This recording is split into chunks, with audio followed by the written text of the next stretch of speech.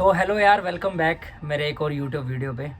तो आज हम बात करने वाले हैं यार, लोन लेकर अमीर कैसे बने।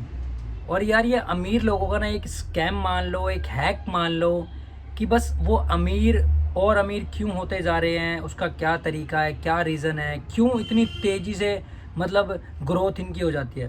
मैं आपको ना यार ये तरीका आज बताने वाला हूँ। ये वीडियो उन स्टूडेंट के लिए भी है जिन्होंने अभी अभी 12th पास की है। ये उन लोगों के लिए भी है जो नौकरी करते हैं। ये वीडियो उन लोगों के लिए भी है जो छोटा मोटा बिजनेस अभी चला रहे हैं। तो मैं सबके लिए सेटअप बाय सेटअप बताऊंगा कि लोन लेकर अमीर कैसे बने। देखो, सबसे बड़ी गलती, कभी भी हमें अगर लोन चाहिए होता है ना, मैं अपने ऊपर ही लेके बात कर रहा हूँ क्योंकि पहले मेरा भी माइंडसेट कुछ ऐसा ही था, लेकिन अब मैं उस माइंडसेट को चेंज कर रहा हूँ और मैं चाहता हूँ कि वो आप लोगों को भी पता लगे और आप लोग भी उस चीज़ को चेंज करके अपनी लाइफ के अंदर बहुत सारी चेंजेस कर पाओ, अपने बिजनेस को ग्रो कर पाओ। देखो, जब भी आपको कोई लोन लेना होता है तो आप लोग सिर्फ किसी सामान को खरीदने के लिए जाते हो और उसके ऊपर लोन लेते हो। कोई बाइक लेने जाता है तो बाइक के ऊपर लोन करा लेगा 2 साल 3 साल के लिए, ठीक है, उसकी ईएमआईज भरता रहेगा। इस लोन को बेसिकली बैड लोन बोलते हैं, जो हम किसी सामान को खरीदने के लिए लेते हैं। ठीक है, फ़ोन लेगा, लोन पे ले लिया, ठीक है, भाई वॉशिंग मशीन है, फ्रिज है, एसी है घर में, कुछ भी एक्स्ट्रा लोन पे ले लिया। अब हम बात करते हैं भाई गुड लोन कैसे लेते हैं और गुड लोन क्या होते हैं और वो कैसे ग्रो करता है और उससे हम कैसे अमीर बन सकते हैं, मैं आपको बताऊंगा। कुछ लोग ये भी कहेंगे भाई हमें तो लोन मिलेगा कैसे, हमारे पास तो कुछ है नहीं देने के लिए। मैं उसका भी तरीका बताऊंगा आपको, वीडियो में बस बने रहो, ठीक है। तो सबसे पहले तो ये बात कर लेते हैं कि भाई आपको लोन कब लेना चाहिए, कैसे लेना चाहिए और किस पर्पज़ से लेना चाहिए। देखो, मान लो आप अभी स्टूडेंट हो, आपने नई नई जो है अपनी स्कूल को पास आउट किया है और आप अब कोई बिज़नेस सोच रहे हो या आप कोई नौकरी कर रहे हो। सपोज डैट आप कोई नौकरी कर रहे हो, 15-20 हज़ार की तनख्वाह है आपकी।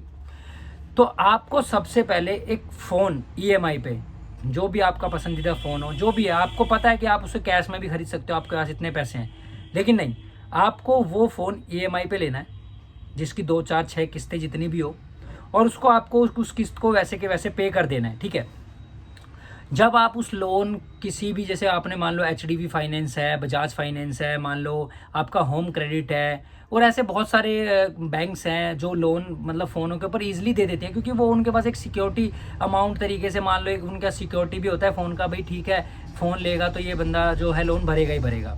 ठीक है, तो मान लो आपने फ़ोन लिया और आपने उसकी जो है ईएमआई सारी टाइम टू टाइम पे कर दी, तो बैंक्स में या फिर जहाँ से भी आपने लोन लिया वहाँ पे आपका एक सिविल रिकॉर्ड तैयार होता है जो कि पैन कार्ड से रिलेटेड होता है। जब वो सिविल रिकॉर्ड आपका वहाँ पे ट्रैक हो जाता है, जब आपका वो सिविल रिकॉर्ड बहुत अच्छा होता है क्योंकि आपने टाइम टू टाइम अपनी ईएमआई पे करी होती है, तो वही कंपनी आपको अब जो नेक्स्ट लोन देती है वो लोन आपका अमाउंट से डबल या ट्रिपल अमाउंट होता है। जैसे मान लो अगर आपने कोई 20,000 का फ़ोन ख़रीदा है और उसकी आपने सारी ईएमआई पे कर दी, तो आपके पूरे पूरे चांसेस है कि बैंक या जो भी आपका वो जो फर्म है जिसने आपको लोन ऑफ़र किया था, वो अब आपको 1 से 1.5 लाख 2 लाख रुपए लोन ऑफ़र करेगी और वो आपका पर्सनल लोन बोल के आपको वो लोन पे करेगी। उसमें आपको कोई सिक्योरिटी या किसी तरह का कुछ भी देना नहीं होता है। सपोज डेट आपको 1 लाख रुपए का उन्होंने लोन जो है वो दे दिया, और आपके माइंड में ना कोई बिजनेस चल रहा है, जैसे मान लो कोई बाइक का बिजनेस, कोई कार एक्सेसरीज का बिजनेस, या मान लो कोई चाय की दुकान, या कोई कपड़ों की दुकान, या फिर कोई फ़ोन की दुकान, मान लो इस टाइप का कोई बिजनेस आपके माइंड में चल रहा है। ठीक है, और आपको वहाँ से 1 लाख रुपए लोन भी ऑफर हो रहा है। ठीक है, तो अब आप क्या करना है, आपको वो 1 लाख रुपए का लोन लेना है और एज इट इज़ उस लोन को अपनी दुकान के अंदर लगा देना है। वो यकीन करना आप, लेकिन आप उसके अंदर से एक छोटी सी गलती जो कि ना करें कोई भी, सबसे बड़ी गलती लोग यही कर देते हैं और यहीं पर वो लोन के ट्रैप में फंस जाते हैं। जब आपको वो लोन मिलेगा तो आपको वो लोन एज इट इज़ का एज इट इज़ उसके अंदर से 10 या 20% अपना अकाउंट में रख के, जिससे आपकी 2-3 महीने की किस्तें जो आराम से चली जाए, इतना पैसा रख के आपको सारा पैसा अपने बिजनेस के अंदर लगा देना है, यूं का यूं। और वो जब तक लोन चलेगा तब तक आपको उस पैसे को अपने ऊपर खर्च नहीं करना है, मतलब एक्स्ट्रा एक्सपेंस के अंदर नहीं खर्च करना है। और आप जब उस 1 लाख रुपए की 8 या 7 ईएमआई पे कर देंगे, मान लो आपने 12 महीने के लिए वो लोन लिया है और आपने उसकी 7-8 ईएमआई पे कर दी, तो यकीन मानना वही कंपनी, और अब आपको नेक्स्ट कंपनी भी, क्योंकि आपका जो सिविल ट्रैक, जो सिविल रिकॉर्ड है वो बहुत अच्छा हो चुका है, तो आपको दूसरे बैंक्स, दूसरी कंपनी भी आपको लोन ऑफर करेगी, और वो लोन उस 1 लाख रुपए से बड़ा होगा। वो 2 लाख भी हो सकता है, 3 लाख, 4 लाख, 5 लाख भी हो सकता है। और जब आप अपने बिजनेस को चला रहे होंगे, आप उसकी ईएमआई टाइम टू टाइम पे कर रहे होंगे, तो यकीन मानना आपको और पैसे की ज़रूरत पड़ेगी अपने बिजनेस को और ग्रो करने के लिए। तो जैसे ही आपको नेक्स्ट ऑफ़र, जो बड़ा ऑफ़र आएगा, आपको वो लोन भी ले लेना है as it is. Second time में भी आपको वही करना है। आपको उन पैसे को अपने ऊपर फालतू में एक्सपेंस नहीं करना है। आप देखेंगे कि आपकी जो ईएमआईज़ वगैरह है वो भी टाइम टू टाइम जा रही है और आपका बिजनेस भी ग्रो कर रहा है और आपके अकाउंट में कुछ पैसे सेविंग के तौर पे रुकने भी लग गए हैं। लेकिन आपका जब तक लोन चले तब तक आपको जो है अपनी ईएमआईज़ वगैरह नहीं तोड़नी है और आपको उसमें से कोई भी एक्स्ट्रा खर्चे नहीं करने हैं, ठीक है। और इसी तरीके से ये जो लोन है ये गुड लोन में आ जाता है। आपको पता है कि जो हमारे अंबानी सर हैं और अडानी सर है हमारे, जो कि हमारे इंडिया के अंदर टॉप्स बिजनेसमैन के अंदर आते हैं, आपको पता है इनका जो लोन का रेशियो है और इनकी जो कमाई का रेशियो है वो कितना है? वो 2.1 है। यानी कि जो इनका लोन अमाउंट है वो है 2 करोड़। मैं आपको एक आइडिया दे रहा हूँ, लोन अमाउंट 2 करोड़ और जो इनकी जो कमाई है वो 1 करोड़ है। अब देखो, लोन तो 2 करोड़ का चल रहा है पर कमाई सिर्फ 1 करोड़ है। ये कैसे पॉसिबल है? ये पॉसिबल इस तरीके से है कि जब आप बड़े बड़े बिजनेस को डेवलप करते हो, बड़े बड़े बिजनेस ग्रो करते हो, तो उस बिजनेस के ऊपर बैंक्स और कंपनी आपको बड़े बड़े लोन ऑफर करते हो। आपको पता है यार, बड़े बड़े बिजनेस बार ये मर्सिडीज BMW चलाते हैं, ठीक है। कैसे? क्यों महंगी महंगी गाड़ी लेते हैं? ये तो छोटी वाली गाड़ी में भी ट्रैवल कर सकते हैं। आपको पता है जितनी महंगी गाड़ी उसके ऊपर उतना महंगा लोन। आपको पता है जिस गाड़ी की कीमत सिर्फ 5 लाख होती है उसके ऊपर 15 लाख रुपए का लोन हो जाता है। ये आपको हैक नहीं पता होगा, ये हैक उन लोगों को ही पता है जो लोग सिस्टम से जुड़ के और ये जो बैंक्स वगैरह है इनका पैसा यूज़ कर करके 8% इंटरेस्ट पे पैसे लेके 15% 20% 100% 200% ग्रो करते हैं उस पैसे को। जैसे मान लो, मैं आपको एक छोटा सा एक हिंट देता हूँ, तरीका देखो।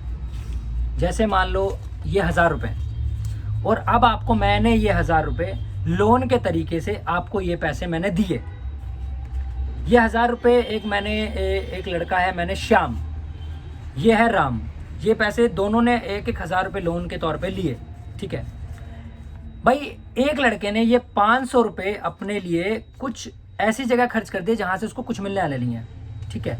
उसके पास अब ये 500 रुपये बचे, लेकिन ये जो श्याम है इसके पास 1000 रुपये। तो ये श्याम ने इस 1000 रुपये से मान लो एक ये पोर्ट्स हैं, मान लो इसकी कीमत अभी 1000 रुपये है खरीदने की और इसकी बेचने की कीमत है सिर्फ 1200 रुपये, मतलब इसको 200 रुपये का प्रॉफिट होगा, ठीक है। और इधर जो राम था उसके पास अभी सिर्फ 500 रुपये है, ठीक है। और 500 रुपये मान लो कि उसने अब ये एक वॉलेट है, पर्स है, ये उसने पर्स जो है 500 रुपये का खरीद लिया और इसको 600 रुपये में वो बेच सकता है, मतलब यहाँ पे 100 रुपये का प्रॉफिट, यहाँ पे 200 रुपये का प्रॉफिट। अब एक चीज नोटिस करना कि अब जब इसका पर्स बिक जाएगा तो इसके ऊपर मात्र 600 रुपये है, बट इसके ऊपर 1200 रुपये है इसके पास। श्याम के पास अभी 1200 रुपये है, राम के पास अभी सिर्फ 600 रुपये, क्योंकि 500 रुपये वो पहले ही उड़ा चुका है। तो अब जब इसके पास 1200 रुपये है तो इसके पास 200 रुपये एक्स्ट्रा है कुछ और चीज़ खरीद के उसके ऊपर और रिटर्न कमाने का।